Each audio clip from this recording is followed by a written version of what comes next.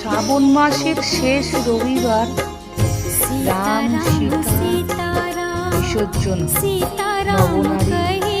কালকে যখন রাম বিসর্জন হয়ে গেল, অনেক লোক রাম বিসর্জন দেখতে গিয়েছিল। বিশাল ভিড়, সবাই তারা বাড়ি ফিরছে রাম দর্শন করে। আবার সামনের বছর রামনবমীর দিনে রাম সীতা আসবে, নবনারী আসবে।